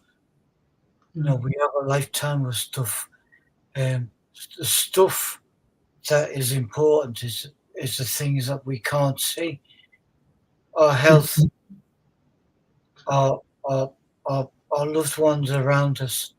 There's only one currency on this globe that absolutely matters, and the only one that we can take with us and we can leave behind, and that currency is LOVE. Yes. Not MOE. It's like it is, and it's one of those words. It's only 4 letters long, and yet it means so much to everybody. Absolutely. And it's only what Lennon sang about. All you need is love. All the time. All the time. All you need is love. You can imagine, can't you? Lennon and McCartney, and even Harrison, and thinking about songs, and what's more prevalent. What can we sing about? Yeah. And what about all you need is what? All you need is what about love? Yeah, What? Yeah. Give peace a chance. Yeah. Give peace a chance. For God's sake, and this is what it's all about. This is like, it's like the great Dickens. Dickens, he never just sat down and said, "I tell you what I write about. I think I'll write about that." He wrote the greatest ghost story ever. Yeah. The greatest ghost story ever. And no one can emulate it. Nobody. Shakespeare did it with Hamlet, when Hamlet's dad came about. And in Macbeth, when he killed his oppo, Banquo. And when he was having a feast, he looked at Banquo because Banquo was dead, and there he is as a ghost. So Yeah. you have these two of the greatest writers anywhere, no matter what, no matter what country you come from, whether you're French, you're a great French writers, you're a great Russian writers, great American writers, great everyone writers, Italian, all great writers. Yet no one can emulate Shakespeare nor Charles Dickens. No. No one, nobody. Or Lennon. Or Lennon and songwriting, and McCartney. You can emulate them. All See, you need is love. Give peace a chance. All we're saying is give peace a chance. And one of my favourites is what we were singing. Well, not what we were singing before. What was one of my favourites carols, if you like, it's a carol or Christmas song, not a carol, but a Christmas song. Is Lennon's War is over. War is over, yeah. And like what Andy Bellis, has done, what they've done, absolutely brilliant, absolutely. It is. And then you have Dickens all wrapped up, Charles Dickens, and A Christmas Carol, fantastic, A Christmas Carol. I've got a show in the morning, by the way, people. I'm doing a film and TV review, and I'll be saying to look out for a certain thing about A Christmas Carol, because everybody, Alistair Sim is the original Scrooge. Would you say that, Anthony? Yeah, I would say that's the all-time classic version of it. Yeah. Unbelievable. And I've got a thing. I'm going to tell them to watch a certain Christmas Carol, but I'll have to tell them in the morning. But I'll message you later. I'll tell you what to watch. Because this is. Are you on the radio or on TV? Sorry? Are you on the radio or the TV in the morning? Or? No, I'm on it like this tomorrow morning. Oh, okay. I'm on this like tomorrow morning, 10:30 it's starting. So I'm doing it with a lad named Lee Carlson. He's a lovely fella, He does the football podcast with me. So I'm doing it with him. If you want to pop your head in, and if you like, I'll definitely tune in. I won't get in the way. So why? No, you can see what it's about, Anthony. It's about. I'm doing a couple of film reviews. I've watched a couple of new films over there. A period of time and TV shows, and it's only like, say, if I said to you, what's your favourite TV? I don't mean Coronation Street, by the way, but what's your TV series? Or what's one of the finest films? And especially about Christmas as well. What's your favourite Christmas film, so to speak, and things like that. So just get involved with us if you want. Yeah. No, well, I'll tune in. I won't. I got to when I was listening to one of your shows the other week, and it was a football show, but you and Lee had kind of closed the show, and you were talking about this wonderful conversation the pair of you had about what you were watching, what's on, and it was really, really good, because it was informative to me, because I've kind of dumbed down on what I watch now, primarily because I can't stand adverts, and on the mainstream TV it's 5 minutes of program, 15 minutes of adverts, and I'll just say to Lane, I'm done. I'm going to go and get a cup of tea. sit in a dark room. So it's a joy to listen to you. But Thank oh, you. Yeah, so I'll be doing that in the morning, people, at 10:30. And I've got a couple of TV shows to recommend to watch. I've also got a couple of films. I've got a load of films, to be honest, for you to recommend to watch. These are new ones as well. yeah. To look out for, and some to avoid. By always, some Oh, terrible ones. So listen, Anthony, have you enjoyed it? I have absolutely loved it, Frank. Just one quick question, and it will be a quick one from me. No, go Is, on. when Dickens wrote A Christmas Carol, Yeah. was it light at the time he wrote it, or did it take a while for the public to get their head around? Because what he was basically saying was, if you continue living your life like we were talking about Facebook before, and one of my pet hatreds with any social media is those that will big themselves up for no reason. And like Norman had said, it's that thing about stuff. What look at what stuff I've got and all of this. And what Dickens was saying is that's wrong. To go through life and thinking it's about stuff and money and what you own is not. And I was just curious that if it was well received the minute he wrote it, or did it take a while to sink in with the public? Well, yeah, because what it was, don't forget, he serialized things. Yeah, And he was a social commentator. That's yeah, why he wrote the likes of Oliver Twist and Workhouses and how bad they were. yeah, But he made Oliver Twist into like a hero sort of thing. Now, what you've got is Oliver Twist was actually born in a workhouse where there was no education or anything. And what you've got to understand as well, that Oliver Twist was born to the likes of middle class family, if you know what I mean. But the girl died. The yeah, girl died. And what Dickens believed in was phrenology. And phrenology is like lumps on the head or whatever, it's a load of nonsense now.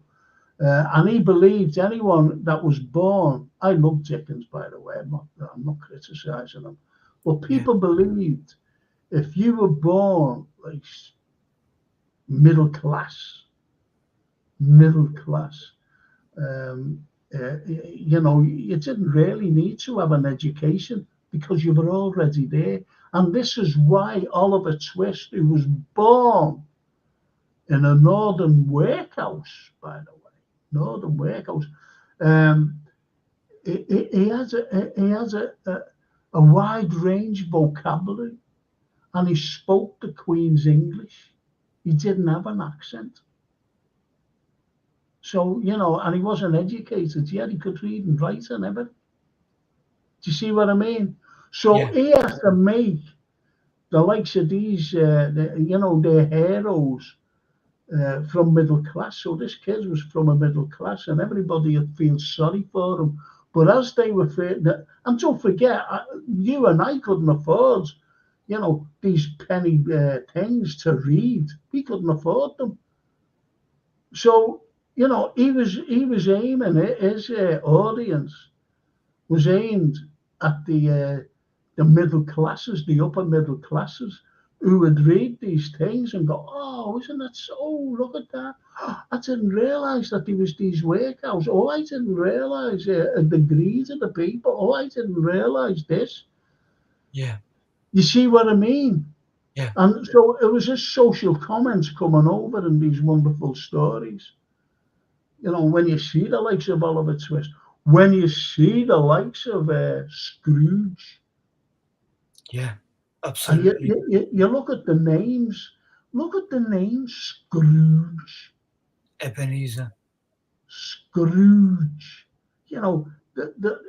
It's all vowel consonants, as well, coming out. Scrooge. You had the likes of Uriah Heep. Another character, another book. And you have these one, Oliver Twist. Oliver Twist, Oliver with a twist in the tail. And a twist, twist in the story as it is, twist in the tail. And this is, he had fantastic names for fantastic people, if you know what I mean. Absolutely. So Scrooge, Bob Cratchit, Tiny Tim. Yeah. Tiny Tim. Yeah. He was going to die if he didn't change his attitude towards people. He had the golden heart. But A Christmas Carol to me, when I've read it many times, I've done it in classes over the years, and there are a few discrepancies actually, albeit that he's getting the point over. He's getting the point over to his public that he wants to, who he's aiming at, and they're the middle and upper middle class people, to help people, to help the poor. To help the poor. And do you know what the discrepancy? It's just a minor thing, be a minor thing to people. And the minor thing is this: he was engaged to a girl as a young Scrooge, young Scrooge. He was engaged to this girl, this wonderful girl, and yet there was no ending to, the girl. You would have expected him where he became this great philanthropist at the end of the year. I'm not giving anything away. Everybody knows that he became this great philanthropist, Scrooge, and everybody loved him. Yet he didn't look up the girl Alice. He didn't look her up, and I think that was a form of discrepancy on his behalf, or Dickens's. Now, if Dickens would have said, and wrote in that he went to the workhouse to see where Alice worked, looking after the poor people there in the workhouse. And they reviewed the vows that they had many years ago, and they were together again. Now, that would have been better. That would have been the whole of the story in one big ball. All the characters in, no, I take your point, I mean, do you assume that she left him because of his kind of blinkered obsession with making money? Tunnel vision, Which vision over money. No. The greed of money. Frank, Because as she said, another thing is taking your heart, and that's gold. You've got to, you haven't got a human heart anymore. You've got a heart of greed, a golden greed, if you know what I mean. And and I thought that would have just finished it off. But, well, anyway, so you've enjoyed tonight. I've loved to. Thank you so much. And I'll be in touch about the weekend, by the way. Please. By the weekend, and we'll meet up and see you and Francine. There's a couple of great places to think of. You've got somewhere in mind. You let us know. Yeah, no, I will. Honestly, I will, Anthony. I will. I'll be fantastic to meet up, because we haven't met up, have we, for a few years? We haven't. No, not since before COVID. No. Yeah. Just like this in hyperspace. Yeah. Hyperspace. Yeah. It's true, isn't it? Hyperspace. And that's what it's all about, hyperspace. But anyway, thank you so much for tonight. Thank you. I'll be in touch. Give Lainey my love, and I'll tell her I'll be seeing her on Saturday sometime. I will. She'll be listening. Because Dickens, Carol, their favourite story ever. Yeah, and I'll be the bands has come on and look at that. Isn't that lovely? That's absolutely right, Mark. One of the reasons for picking Stay Another Day was for that. I felt fitted the course. I felt it fitted the course. He's been listening in. And I was just going to mention, don't forget the band, and it's a pity he couldn't come on today, this evening. Andy Bellis and Bands United. And, which is a track. Yeah, the version of Xmas War is over. And there it is. Yeah. Isn't that lovely? Yeah. Listen, bands, in the new year, if you want, come on and talk to Anthony and I, and see how it all pans out for mental health. And this is what we've got to look at, that it's Christmas. We all want everybody to enjoy themselves. Everybody. Yeah, absolutely right. Just have a reflection on our loved ones who are no longer with us. But don't forget, just enjoy yourself. Be careful. Don't overindulge. And don't drink and drive. Get a cab, get a bus, get anything to get yourself safely home. And I'm saying now to all the football fans out there, tomorrow evening, I've got the football show. Don't forget, the football show starts at 8 as usual. Tomorrow morning, I have the TV and film review. So enjoy that. I hope you'll enjoy, not enjoy it, but join me in the morning. If it's a bad day and you're doing nothing and it's cold, or you're all cozy, just put me on and learn about, or not learn about, but we'll be talking films. We'll be talking these wonderful TV shows that I recommend, and they are good. I honestly, I wouldn't recommend a bad thing, honestly. And I'm just going to say, I've got to say thank you to my sponsors of the show, which is Gap Painting Services. And if you're at OAP, and if you definitely work at the NHS, there they are. Get them in. Get them in.